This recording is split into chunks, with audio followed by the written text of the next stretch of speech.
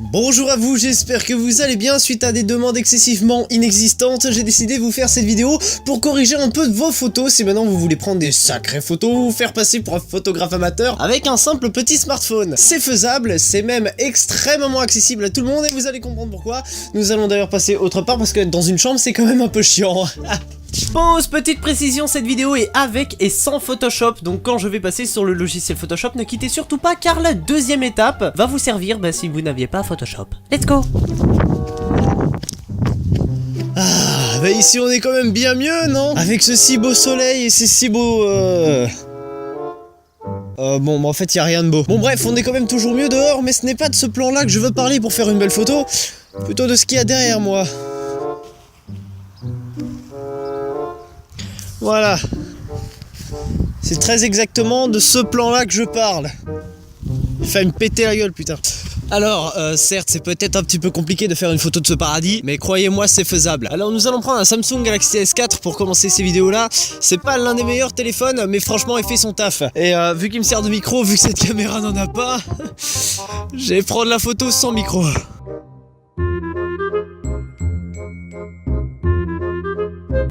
Alors voilà, actuellement la photo non retouchée de ce paysage donne ceci.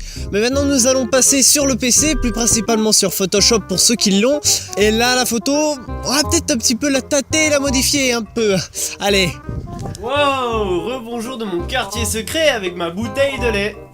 Ah, elle en gifle là, la connasse. Je résume, passez quelques minutes si vous n'avez pas Photoshop. Oui, alors là, vous l'avez compris, vous aurez besoin de Photoshop. N'importe quelle version, je m'en branle. Donc, nous glissons notre magnifique photo sur Photoshop. En même temps, c'est logique parce que on pourrait pas la modifier. Hein. Non, franchement, en fait, même sans Photoshop, elle est déjà belle. Voilà, maintenant, ça va être très simple. Vous allez vous-même faire le travail parce que ce n'est pas Photoshop de travailler tout seul. Ici, vous avez toutes vos barres d'outils. Prenez votre simple petite loupe qui est densité moins et qui va augmenter la luminosité de votre image. Vous mettez la dureté à 0 pour que ça soit le plus lisse possible. Et là, bah, à vous de vous démerder. Vous faites vous-même votre taf. Voilà, c'est votre travail. Donc, vous modifiez vous-même votre photo. Voilà, et du coup, toutes les ombres. Vous les mettez plus claires avec la loupe. Et tout ce qui est surexposé, donc qui est le plus clair, vous baissez la densité avec le doigt. C'est tout ce que vous devez apprendre. Et donc, vous modifiez votre image comme ça. Vous savez, c'est peut-être long, mais c'est beaucoup plus précis.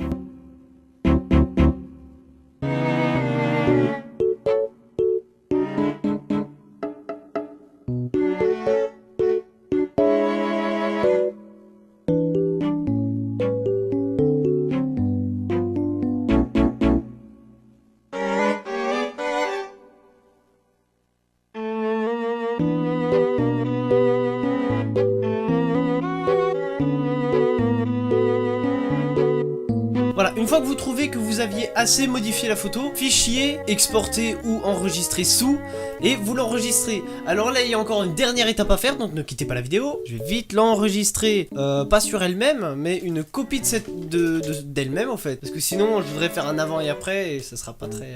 voilà. Voilà, et puis quand vous avez ouvert votre photo modifiée, en plus elle est reconnaissable, une fois que vous l'aviez ouvert dans votre modificateur de photo Windows 10, attention, pour les Mac et touches, je sais pas si c'est autre chose, vous allez dans modifier et créer, modifier, voilà, vous allez dans ajustement, lumière, et là vous avez toutes vos expositions.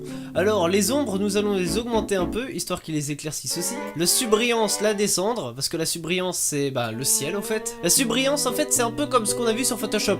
La loupe, c'est le subbrillance, c'est tout ce qui est le plus clair, nous allons le diminuer pour enlever tous les tons les plus clairs. Et les ombres, si on l'augmente, on adoucit les ombres et on les rend plus claires aussi. Et du coup, ça a un meilleur rendu. L'exposition, nous allons légèrement la réduire. Le contraste, légèrement l'augmenter. La lumière aussi, un peu légèrement l'augmenter. Les couleurs, nous allons les booster un peu parce que on veut une photo HDR en fait. Et la chaleur, on n'y touche pas. C'est comme si vous voulez. Moi, j'y touche un peu. Enregistrer, hop là, enregistrement. Et ça enregistre une copie de notre photo. Et maintenant, voici la photo avant et la photo après.